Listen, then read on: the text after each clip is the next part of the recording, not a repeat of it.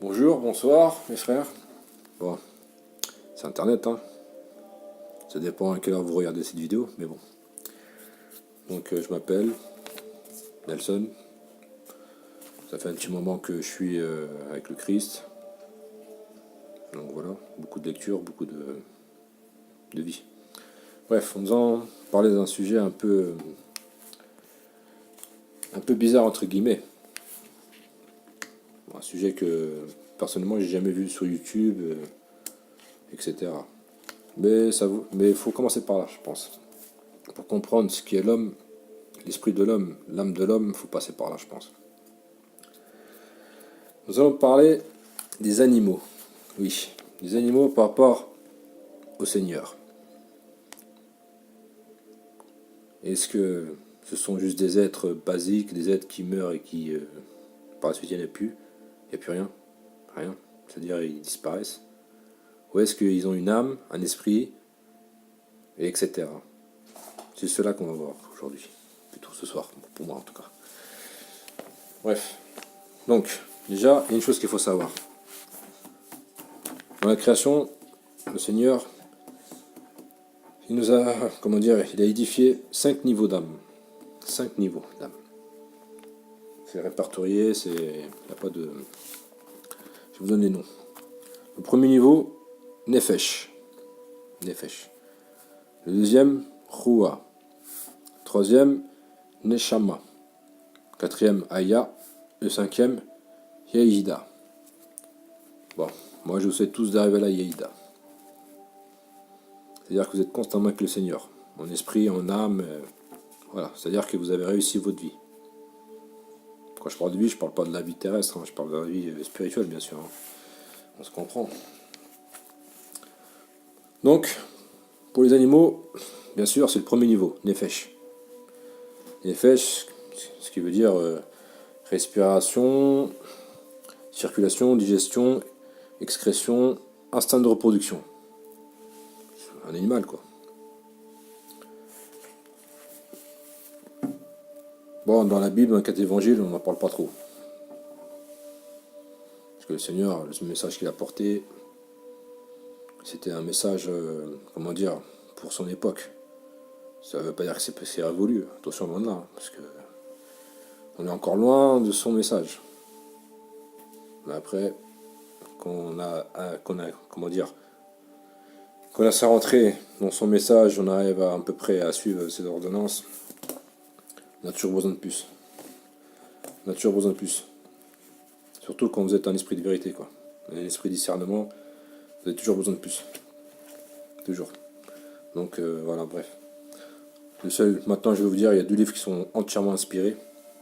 Le livre dont vous pouvez faire confiance à 100%. Le premier, c'est le livre d'Enoch. Enoch, le scribe de Dieu même. Il a été cité par Jude, le frère de Jésus. Donc il dit frère de Jésus, ça veut dire que le Seigneur aussi lui-même connaissait aussi, ce qui est logique. Il y a 2 types de textes en Enoch. Il y a le texte éthiopien, éthiopique écrit en gaze. Il y a aussi le texte slavonique. Les 2 se complémentent. Hein. C'est prouvé, hein. Dans les grottes de Qumran, hein, on retrouve beaucoup de vieux manuscrits de ce livre-là, hein, moins 140, moins 160 ans. Et le plus, le plus magnifique, c'est que beaucoup de chapitres de ce livre-là correspondent parfaitement au verset de la Bible. Sur tous les points. Donc, voilà pourquoi je dis qu'il est inspiré. Après, le deuxième livre que je parlerai pas aujourd'hui, c'est le livre des Jubilés. On a la version grecque. Il y a dû avoir une version certainement hébreu, mais bon, on retrouve des morceaux par-ci par-là, sans plus quoi. En attendant, nos amis les juifs messianiques ou etc. utilisent la version grecque. Mais bon, c'est toujours pareil. Hein.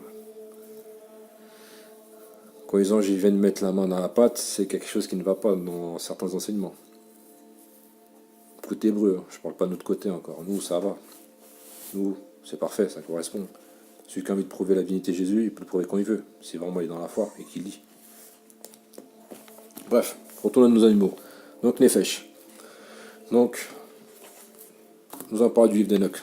Parce qu'Enoch parle de tout. Il parle du royaume, il parle du monde des cieux. Le Seigneur lui a tout montré. Tout montré. Chapitre 58. Les instructions d'Enoch à ses enfants. Écoutez-moi, mes enfants. Écoutez-moi bien aujourd'hui. En ces jours anciens, lorsque le Seigneur descendit sur terre pour le bien d'Adam et pour visiter toutes les créatures qu'il avait créées avant Adam, il a appelé tous les animaux de la terre, tous les reptiles et tous les oiseaux pour les rassembler autour de notre père Adam. Alors Adam donna des noms à toutes les créatures vivantes sur la terre. Donc c'est Adam qui a donné les noms. Donc ils sont peut-être arrivés jusqu'à aujourd'hui. Et le Seigneur donna à Adam la souveraineté absolue et plaça toutes ces créatures entre ses mains. Puis Dieu rendit ces créatures muettes afin que l'homme puisse toujours les commander sans discussion. Comme quoi, Dieu aime l'homme. Dieu aime sa création. De la même façon, le Seigneur créa chaque homme souverain sur toutes ses possessions. Dans l'intérêt de l'homme, le Seigneur ne juge jamais les âmes des animaux.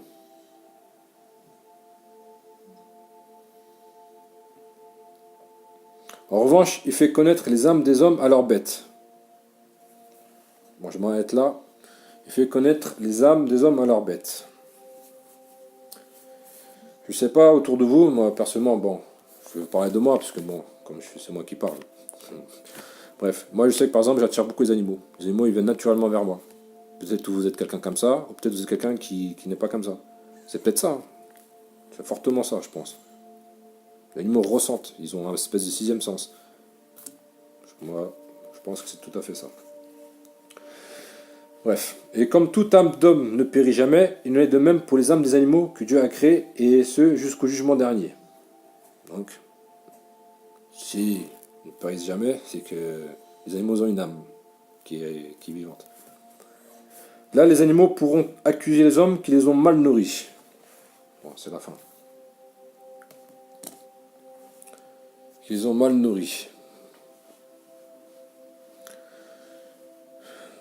Comme quoi, les animaux, il ne faut pas les maltraiter, il ne faut pas s'amuser à tirer dessus pour rien. Hein? On a besoin d'eux, comme eux ont besoin de nous. Donc bref. De toute manière, en tant que chrétien, à la logique de la chose, vous ne pouvez pas tuer un animal comme ça. Gratuit. Non, c'est pas possible. Moi, personnellement, je ne pourrais pas. Voilà. Maintenant, si c'est pour manger, parce que vous êtes enfermé, ou... on peut. Mais il y a des choses aussi à respecter dans ce domaine. Eh oui. Donc nous allons continuer sur ça. Chapitre 59. Enoch instruit ses enfants sur la gravité du contact impropre. Quiconque défie l'âme d'un animal défie sa propre âme. Bon, déjà, c'est clair, tout ce qui est tauromachie, tout ça, c'est à bannir. On est d'accord. Car l'homme qui apporte des animaux sains pour les sacrifier pour ses péchés le fait pour guérir son âme.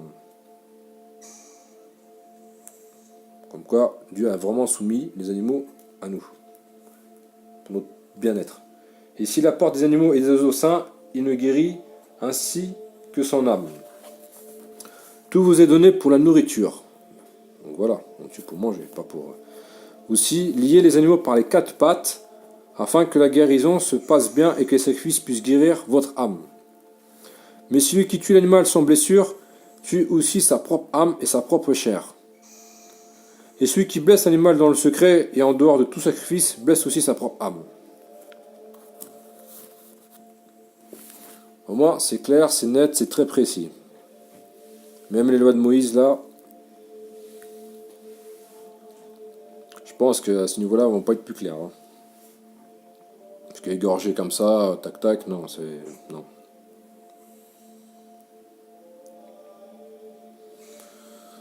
Donc voilà. Voilà ce qu'il faut faire des animaux. Voilà. Si tu veux manger, tu as un animal, donc il faut attacher les animaux par les quatre pattes, etc. Puis voilà. Hein. Bien sûr, toujours demander le pardon au Seigneur du geste, certainement. Bon, c'est ce que je ferais si je devais tuer un animal. Bon, nous, on a Carrefour, hein, pour le moment. car bientôt il n'y aura plus Carrefour, il n'y aura plus rien de ça. Il va falloir se débrouiller dans quelques peu de temps. Bref, voilà, mes frères. Donc j'espère que je vous ai appris quelque chose quand même. C'est le but un petit peu. Après, on va parler d'autre chose. Je souhaiterais parler du tétragramme, ce fameux tétragramme que tout le monde met en page, qui met en nom de YouTube, qui confondent tétragramme et le nom Yahweh, qui a strictement rien à voir, mais strictement rien à voir. Mélanger un code de lettres, qui est le tétragramme, avec une phrase qui veut dire je suis qui suis, faut être sacrément fort. Allez mes frères, bonne soirée, soyez tous bénis, gloire au Seigneur toujours. Amen. Bye.